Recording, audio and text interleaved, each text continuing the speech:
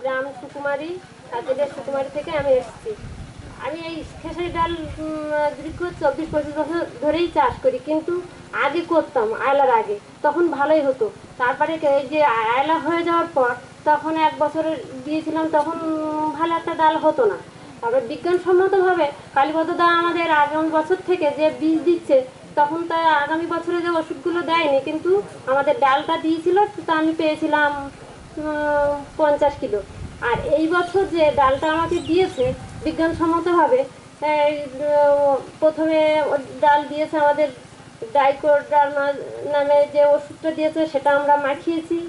আর ডালটা দিয়েছে পরিমাণ আমাদের 8 কিলো করে বিঘায় দেওয়ার জন্য মাখিয়েছি। আর ভেজানোর পর ওই ডালটা ভেজানোর পর আমরা ওই যে ওষুধটা রাইজোবিয়ামটা ফ্যানের সাথে দিয়ে আমরা ওটা মাখিয়ে আর একটু শুকনো করে নিয়েছি, রোদে দিয়েছিলাম।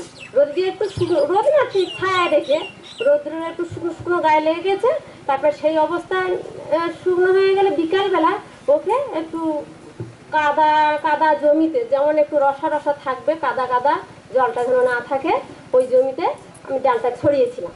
ছড়ানোর পর তারপর একটু তখন ধানটা একটু মাছরাঙা দিয়েছি, সেই মাছরাঙা অবস্থায় ছড়িয়েছি।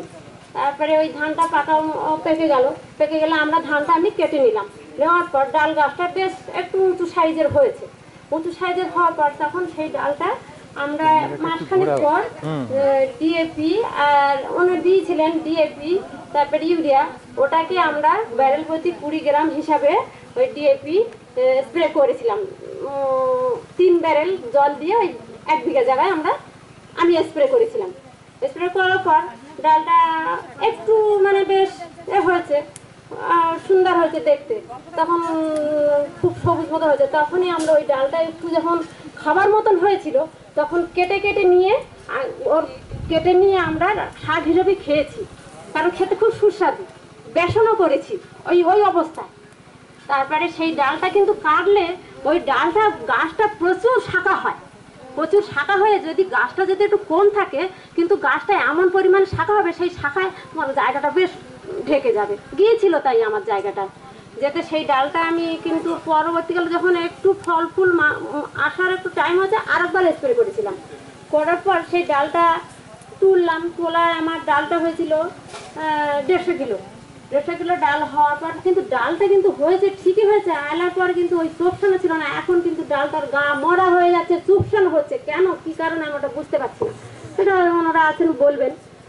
আর ওই ডালটা দেওয়ার পর আমি যে বাদবাকি যেটা আমি দেখেছি সংরক্ষণে রেখেছি, ডালটা ওনারা পাত্র দিয়েছে, আমি ওটা সংরক্ষণে রেখেছি।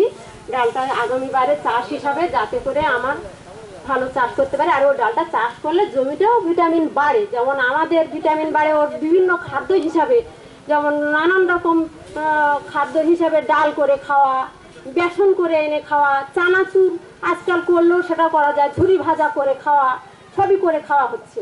আর ডালটা খুব খেতেও সুস্বাদু। মানুষের ভিটামিনও পরিমাণ, আমাদের দেহতে পরিমাণ ঘাটতি থাকলে আমরা কিন্তু সেটার থেকে উপকার পাচ্ছি। আর যে ভুসিটা পাচ্ছি, সে ভুসিটা কিন্তু আমরা কখনো ফেলে দেবো না। ওই ভুসিটা কিন্তু আমরা গরুকে যত্ন সহকারে যদি গুছিয়ে জল না লাগানো হয়, ওই ডালের ভুসিটা কিন্তু আমরা ভালোভাবে গুছিয়ে রাখলে, ছাগলকে যে বর্ষা হলে তো আমরা খাওয়াতে পারি না, ওই ভুসিটা দিয়ে খাওয়ানো হয়।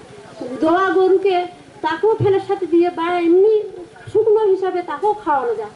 খাদ্য হিসাবে কিন্তু গরুর খুব উপযুক্ত একটা ভালো ফসল। এই ডালটা কিন্তু খুব সুন্দর। সবাই আমরা যদি চাষ করি, কিন্তু মনে হয় আমরা সকলে ভালো উপকারিত হব। এই ডালটা কিন্তু সবাইকে চাষ করা উচিত বলে আমি মনে করি। তাই আগামীবার থেকে মনে হয় আমি আরও বেশি একটু চাষ করব, সেই হিসাবে আমি আর অন্য কিছু বলছি। নমস্কার। অবকাশ মিস্ত্রি, আপনি কত ডাল উৎপন্ন করেছেন সেটা